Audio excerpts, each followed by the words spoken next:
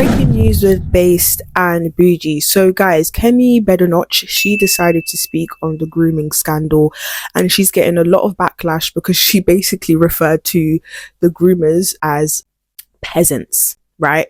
And I have my personal opinions on this. I think she's getting a bit too much backlash. But before we begin, guys, if you guys are looking for cute jewelry, you can click the link in the bio. You can also use this code. We have everything on the website: watches, rings, bracelets, earrings, you name it, we have it. You don't have to dress boringly. Like, guys, when I come on here, do I ever dress boringly? No, I always look nice, and a lot of it has to do with my jewelry. But yeah, so Kemi BADENOCH, she decided to call these people peasants, and she's getting a lot of backlash. I personally think the reason why she said peasants is because she's just not as educated on the issue. She's just not. Because when the man said, "What peasants are you talking about?" she said something along the lines of, what did she say? She said, "Oh, people from lower class groups." Kemi, you didn't do your research, babe. You just didn't do your research, because even a 3-year-old can tell you it was Pakistani, Muslim, Asian men. I think the reason why she said lower class is because she just doesn't have that much information. And this is why the Reform Party is winning in support. This is why the Reform Party has overtaken the Conservative Party, because the Conservative Party, they're just so out of touch. Like, how can you miss the most important information, which is this is Pakistani, Muslim, Asian gangs? And in fact, let's not even say Asians. Let's just say Pakistani, because there's many Asians. There's Chinese, there's Indians, Pakistani, Muslim people. Not only that, the fact that all of these people, whether it's Piers Morgan, Kemi BADENOCH, the fact that mainstream media is finally speaking about it also symbolizes why nobody listens to MSM anymore, because mainstream media and all of these powerful people are only speaking about it now because Elon Musk decided to speak about it. Had he not have done it, I don't think Kemi BADENOCH would have gone and actually spoke to these young groomers. I don't even think she has, because if she did, she would have gotten that simple term correct, which is they were Pakistani Muslim men. And this is why the Conservative Party is losing, because they're out of touch, and this is why MSM is also losing, because why are you guys just speaking about it now?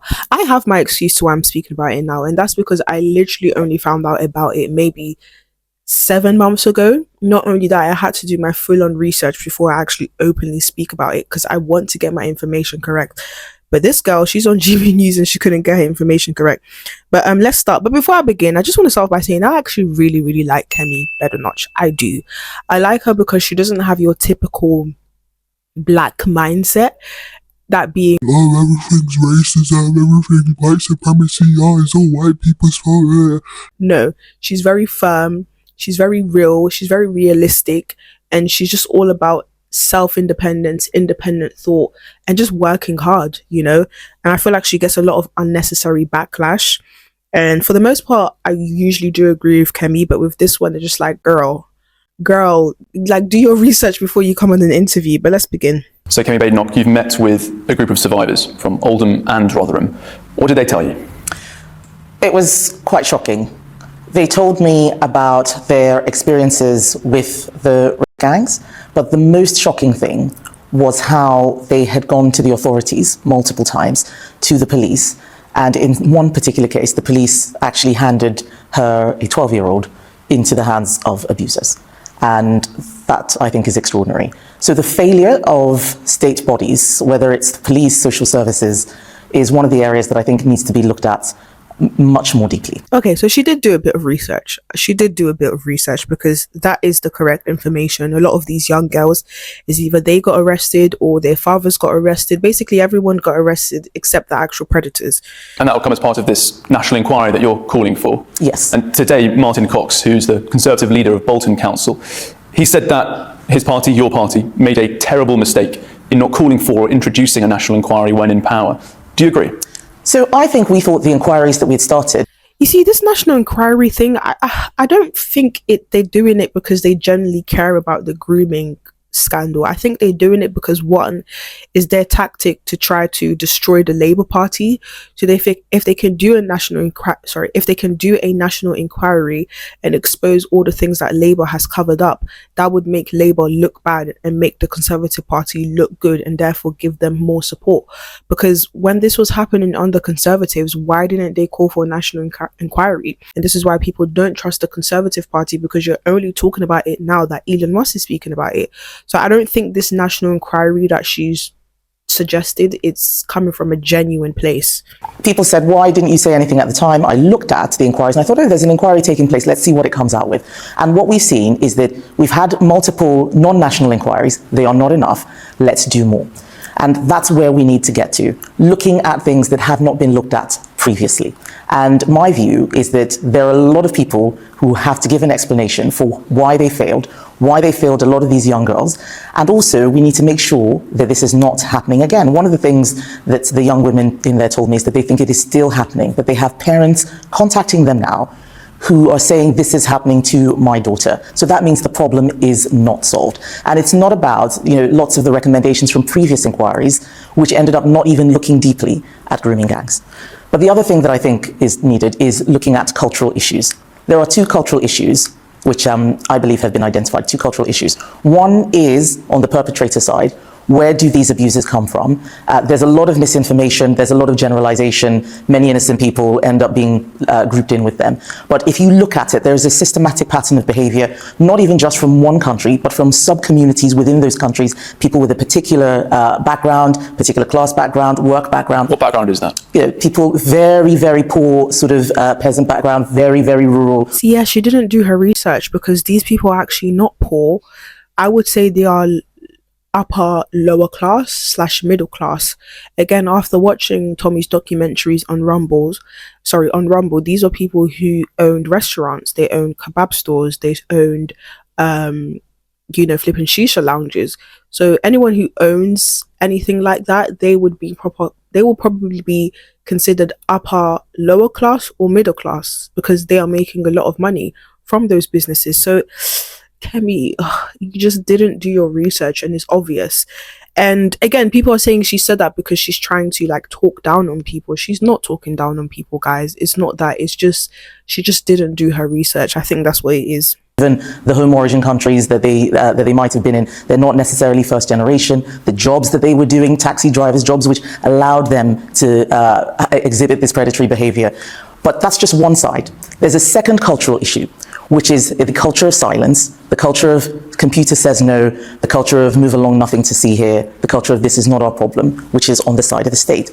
A national inquiry needs to look at the two cultural issues at the same time. There are some places where when people behave in that way, a mob turns up and burns their homes down. And then they know that they can't do that sort of thing. What for me is most extraordinary about this case is that clearly these people thought that they could get away with it. That is the thing that we should be looking at. Why did people think that they could do this and get away with it? Because if they didn't think they would get away with it, I'm quite sure we would not be seeing the numbers that we're seeing now. And I'm not afraid to look into this. I don't care what people call me, whether they say I'm jumping on a far-right bandwagon or I'm just doing it for politics. This is something that I've been talking about for a while. I said it in my big leadership speech. This was something I wanted to look at. And as we saw last year with the post office. Yeah, no, I 100% agree. I think the big question mark here is why did these people think they could get away with it? I think rape has to be one of the most gruesome crimes. I think is worse than killing someone. Me as a woman, I know what it feels like to just even have a man too close to me on the bus. There's just something about your body being violated. Not that it's ever happened to me, but like I said, just even having someone too close to me in a public setting, I don't like. So imagine someone forcing themselves onto you. So how can they think they could get away with this on that type of scale? Clearly because somewhere in the establishment, somewhere in the police force, they were allowing this. And this is why I kind of, even though I don't believe she's doing it genuinely, because why did it take you so much time? I still do believe there should be a national inquiry because how? Every time I listen to these stories of these young girls going to the police and them doing nothing because they're scared of being called Islamophobic, and we need to keep up this image that multiculturalism is working. I'm shocked. I'm gobsmacked at the evilness of this. The response to your demand for a national inquiry from the government has been to say, as you pointed out, we've already had an inquiry. They say that the independent inquiry into child sexual abuse in 2022 was sufficient. But your own MPs, including, say, Neil O'Brien, have pointed out that ICSA didn't even look at the grooming gang scandal in any specific investigation. Exactly. You agree with that? That they only looked at 6 areas, not, say, the 50 that GB News has found this going on? Yes, geographically, they didn't look at everywhere, but they also looked at so many other things that the rape gangs, the grooming that was taking place ended up being a very small part of those inquiries. That was not my understanding of what had been commissioned, and I'm sure there are many useful recommendations. We've taken up, I think, about 18 out of 20, but there is still more to be done. One of the things that we did do after the ICSA inquiry was set up a gangs task force, and they found 550 perpetrators that had not been caught. That shows that there is still work to do. And apparently only 45 have been arrested. So wait, they only found 500, and currently there's roughly, I may be wrong, 45 people of those predators actually sitting in jail. Like, again, this is why the national inquiry is important, is because how is this possible that, and the statistic of 500 people, that's just how much they have found. There could be thousands more, but yet only 45 are sitting in jail. How is this possible in Great Britain? Inquiry, and some of these local inquiries, or the ICSA one you described, is that you can't force people to turn up and give evidence. And that's why a statutory public inquiry, a national inquiry, is helpful. The problem with ICSA, though, wasn't that it just couldn't compel people to come. It didn't even look in the right areas in the first place. I mean, this happened under Conservative leadership. Do you accept that the Conservatives failed to focus ICSA? That even though all this revelation was coming out about it, looking at St Helens and Warwickshire, not, say, Birmingham and Bradford or Rotherham, this should have been told of them. They should have been, you have to look at this. I think the previous government was trying to depoliticize it. We had an independent, the first eye in ICSA is independent. When you have an independent inquiry, you can't always control what they do. But the fact is, Conservative Party is now under new leadership, my leadership. And as I did, whether it was with getting justice for postmasters, whether it was stopping rape from being put in women's prisons, pretending that they were women when they obviously weren't, fully intact men, whether it was stopping mostly gay autistic children from being sterilized under the cover of trans when they needed different help. I don't keep quiet when I see something that's going wrong. I am now the leader of the Conservative Party. We're going to be doing things differently. This is an issue I personally care about. I have been a young girl. I've been a young woman. I have 2 daughters. This stuff terrifies me, knowing that it is still happening and no one is doing anything about it. If I don't do something about it, then who will? Because the government wants just to carry on the way we were going. See, this is the Kemi I like. I like this side of Kemi. She's someone who, she sees the issue and she wants to tackle it fully. I'm still quite confused to why it took you guys so long, but I'm going to give her the benefit of the doubt. I'm going to give her a chance. She said she is the new leader, so maybe now she can make more decisions that she couldn't make when she was just a member of the Conservative Party. And let's just hope she keeps to her promise. Champion, the MP for Rotherham, she's come out in favour now of a national inquiry, despite voting against one last week. What would be your message to the other Labour MPs who may, like her, have been considering over the weekend breaking with the Labour Party and Sir Keir Starmer and backing now an inquiry? I would say that this is not about us politicians. It's not about your party whip or what Keir Starmer wants to do. This is about those victims who deserve justice, the survivors who deserve justice, about making sure that every single perpetrator we can find is caught and brought to justice, and those who failed in their duty to protect their children are held to account and exposed. And an inquiry means that they have to come out and explain what they did or what they didn't do, and then the truth will out. Have been operated, had adopted an Islamophobia definition that said referring to Asian grooming gangs was a form of racism. Do you think that any council adopting that approach is silencing dissent, silencing whistleblowers and survivors? I think that if you adopt that definition, you are allowing silence to prevail. That definition is not right. It's not right for this country. We have freedom of religion in this country. We do not have blasphemy laws. We do not have, we have free speech in this country. We do not have anyone using religion as a cover for illegal activity. And we are not going to allow a culture of silence to prevail, allowing people to get away with things because there's political correctness or whatever sort of identity politics means that you can't. See, this is the Kemi that I like. You know, she doesn't have that typical black mindset of, Oh, everything's racism, everything is Islamophobia, everything is an ism. She's very like, no, we're not going to focus on race. We're not going to focus on religion. We're going to focus on the matter at hand, which is young children are being groomed. And I don't personally give a fuck about this term Islamophobia. And I think I feel like these terms, Islamophobia, racism, transphobia, all these terms, I feel like they're just tactics used by the devil to kind of silence people.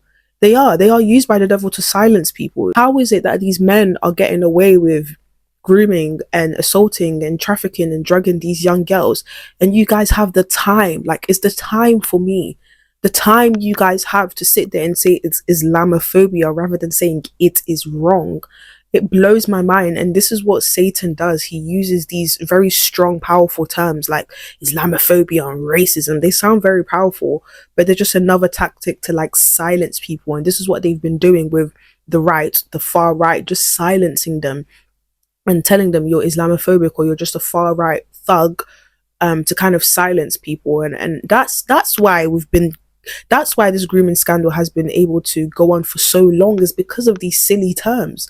All you have to say is Islamophobia and the police is not going to look at it. All you have to say is far right, the police is not going to look at it. And I think 2025, we just need to ban these terms from the English dictionary.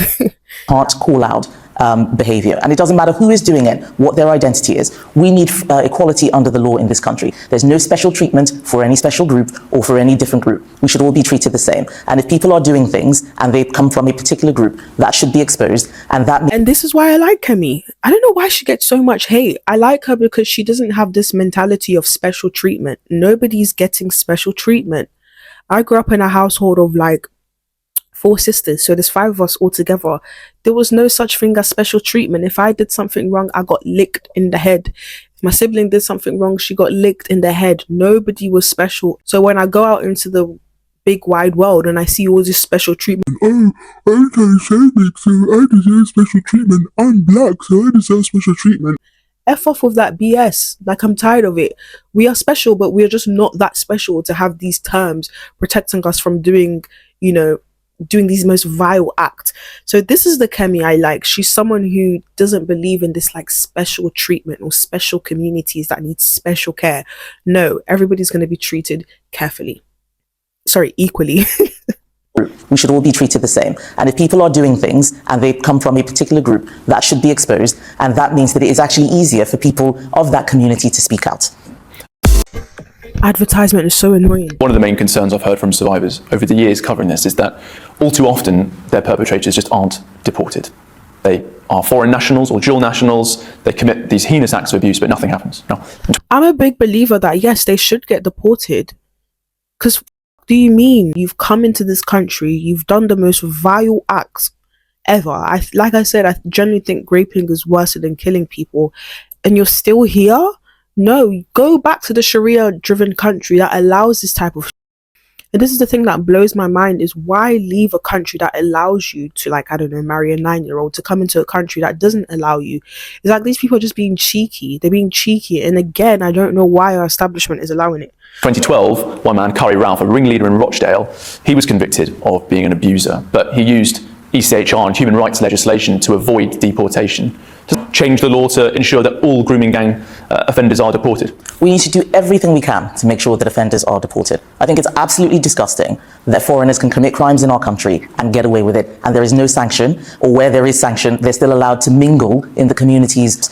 If the ECHR is the problem, that needs to be fixed. But my view is that it goes well beyond that. There's lots of stuff on. Yeah, blah, blah, blah, blah, blah, deport. Yes, we love that. Next. The debate at PMQs last week, you raised the concern that politicians could be implicated in the cover-up. Do you think that might be behind part of the reason why the Labour Party is resisting this investigation? Well, it's certainly something that we have to look at. I don't understand why, when there is so much support, even from their own MPs, Andy Burnham is another person who said we need a national inquiry, Paul Wall, Sarah Champion, Dan Carden, more and more people are coming out on the Labour side. And we cannot have a culture of fear. I am not afraid. The Conservative Party is under new leadership. What we did before to tackle it is clearly not enough. We need to do a lot more, and Labour needs to get on board with that. And if they don't, I think that they will have very serious questions to answer from the electorate when the time comes. Right, so in conclusion, I just think that the backlash she's getting is a bit much, guys. Is a bit much. Maybe she didn't do research, or maybe she's just afraid to say the actual community name. I don't know, but I personally think it's because she just didn't do enough research. That's why she just decided to say peasants, because like she just said, she's someone who everyone needs to be treated equally. And like she quoted, we need to stop caring about, this fear culture needs to end. So yeah, Kemi BADENOCH, next time you do an interview, please just sit down for 1 hour, do the full research, watch my YouTube channel. I will tell you everything that's going on. because although the interview was so great, she said all the right things. It just takes one thing, one slip up, and you have the whole country and the whole of MSM just coming down your neck. But I think Kemi BADENOCH, she's a catch. But anyways, guys, if you guys want more videos like this, like and comment, and don't forget to shop to BG. Bye, guys.